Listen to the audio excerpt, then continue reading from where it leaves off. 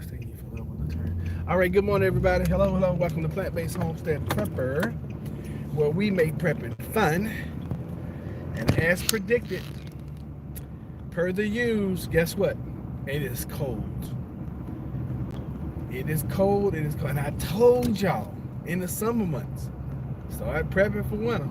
I don't know if I said it too. I don't know if I said it as many times this summer as I did in the past. But hey, seasons will always change and things will always turn around, just like in life. You know, you'll go through seasons in life, and sometimes it's gonna be sunny and shining, and everything's gonna be great like the summertime, and then you're gonna have some winters. It's just life. That is just life. So good morning, good afternoon, good evening, good night, whenever and wherever you may be watching this video. I want to welcome you to the channel. My name is Roderick Chappelle. I am the host and the founder and the creator of this channel.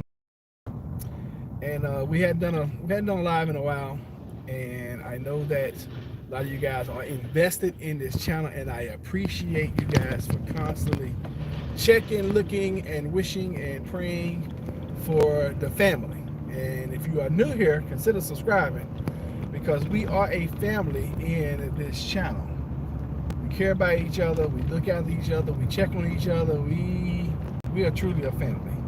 And there have been many times in the past when I was like, you know what, I'm gonna shut the channel down because the tube would upset me or whatever, and you guys are like, no, we are a family. So I appreciate it. I appreciate you, the family. So as always, as you come in, even if you're watching the replay, let us know, say hello, and let us know where you're watching from. That's always been our custom here. So, what is going on in our lives? Well, guess what? We still have things going on as usual. Life is busy. Life is extremely busy. Good morning, cousin. How are you? Yeah, life is busy. The farm is pretty much winterized. We've done all our winter preps. Got the chickens ready for winter. We got the goat ready for winter. Got the cats ready for winter. Everybody that's living outside, which is not really outside, because I've had other farmers come by and they're like, "Oh, you have plush conditions for your animals." I think the same as well. But of course, if you know my wife, she believes and she knows that animals have rights too. And they have the right to life, liberty, and pursuit of being comfortable, apparently. Which is cool, I don't even fight that battle. I just do what she says. And listen, for you married men out there, just do what your wife tells you. Trust me, it's just so much easier to just do what your wife tells you. Before I left a while ago, she's like, you need to get a heater for these fish. They won't even come to the top and eat the food. I'm like, yes, dear. That's always my response now. Yes, dear. Because she's absolutely right. So I got to try to find a heater for these fish, because I definitely don't want to lose my fish investment to the winter. Which last winter, the goldfish and the koi were fine in the pond. So I'm thinking that the tilapia, which should be a more hardy fish, they should be fine as well. But I'm going to listen to her. I'm going to find some kind of heater to put in that water, and for these cold months, so the fish can be aight. Now, because the water is I'm constantly filtering the water's constantly moving. You know that it is very difficult for moving water to freeze. Y'all do realize that, right? That's why during the winter months, especially when it gets down under 30, under 32, you want to, because it's harder. Okay, makes sense. It's just like a pond will freeze over before a stream will, because a pond is just stagnant. But a stream, even though it's just a little light, trickle of water, it's difficult. I'm not gonna say it's impossible, but it's difficult. It's more difficult for moving water to freeze. So that's a tip for you guys going into the winter months. When it gets cold outside, open up your cabinets inside your house and drip your water. If it's really, really cold, you might want to have a steady stream. Now, if it gets really, really, really cold and your pipes burst, it's another thing I saw you guys on this channel, which is get really good. The whole thing broke up. Oh, when I went up under the bridge. That's funny. That is too funny. Let me see what else. Oh, now if you do all that and your pipe still freeze or the water still freeze inside your pipes, you're probably gonna have a water pipe rupture. It's probably going. It's inevitable. That's why I tell you guys all the time: get good at carpentry, get familiar with plumbing, learn electrical, because when you need it, and see a disaster, we all times prep for disasters like that's going to happen to everybody. You know, we prep for EMPs, and we prep for zombie apocalypse. We prep for, you know, total collapse of the dollar or whatever. But look, prep for things that are going to happen in your life. Prep for your pipes rupturing. Prep for like our this has been an aggravation and annoyance for us since we moved in. Last winter we didn't have any heat at all. It's crazy how the heating and air system passed the inspection when we did the inspection, but we didn't realize we had lost heat because we had bought a fireplace and everything, but we didn't have any heat last season. Then when it got hot, we didn't have any AC. We have had to have our AC fixed 4 times this summer. 4. So we go through this little bull crap, and you know what, I can't even say bullshit, it's bullshit. We went through this bullshit home warranty company. Guy comes out, he totally condemns us. This is the 4th time somebody's been out.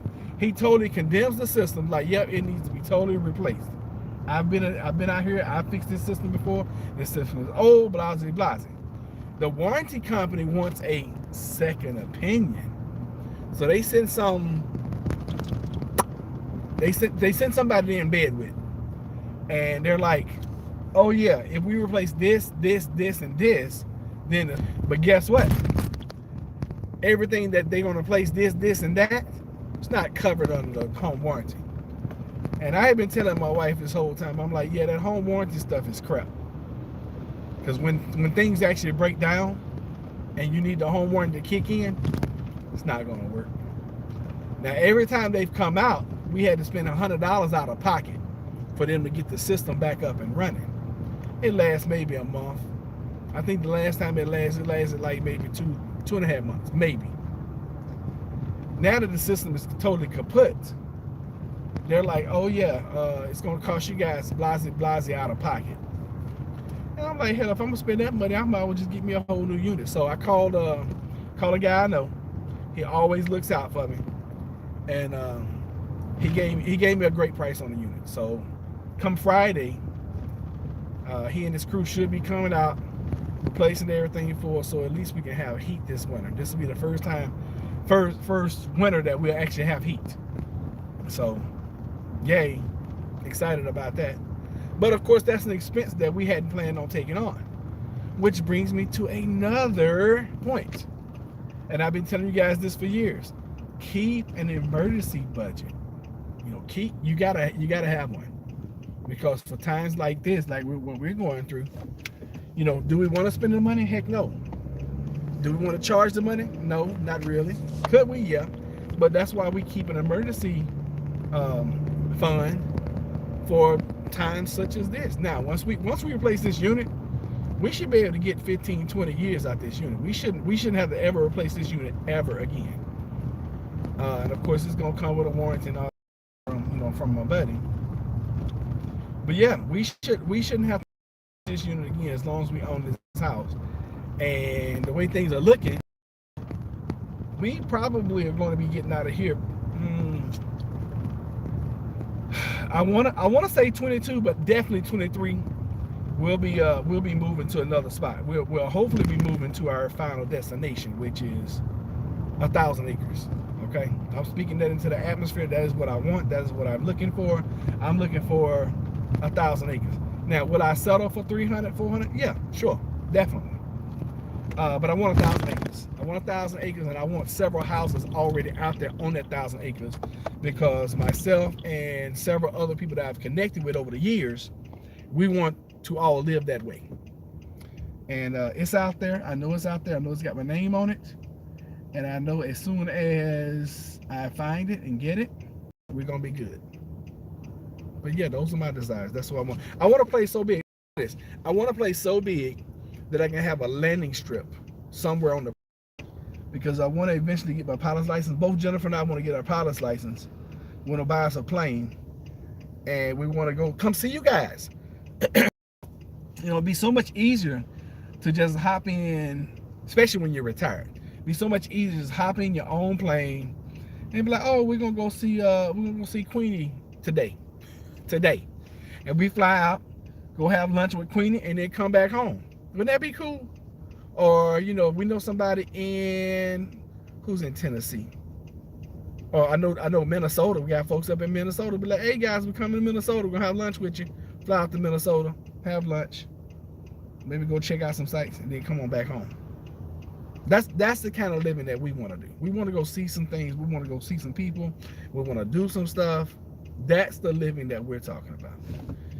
Tasha and the folks down in Georgia, be like, hey, we're gonna come see y'all today. We fly down there. They pick us up at the little municipal airport. We go have lunch, and then guess what? Come on back home. It's no big deal. No big. I think that would be totally cool. I think that's the way to do it. Eventually, maybe get a I've started to dream much. I'm getting older, and I had these dreams when I was younger. When you're young, you think you're gonna conquer the whole world. You're gonna just do everything. The only thing that holds us back from that is what? Is money, is finances. That's the only thing that holds us back. So we have got to start thinking bigger, dreaming bigger, hoping, wishing, and wanting for more. They have done all kind of stuff over here. Wow. So that's where we are. That's the life I want to live in the next 5 years. I'm giving myself 5 years to do it. And hey, it is what it is, guys. It is what it is. It's going to take finances. It's going to take money. It's going to take dreaming. It's going to take doing. But when you have a opportunity where you can dream that big, that means you have an opportunity that can support your dreams. So if you're watching this and you're interested, email me. I'll show you exactly what we're doing.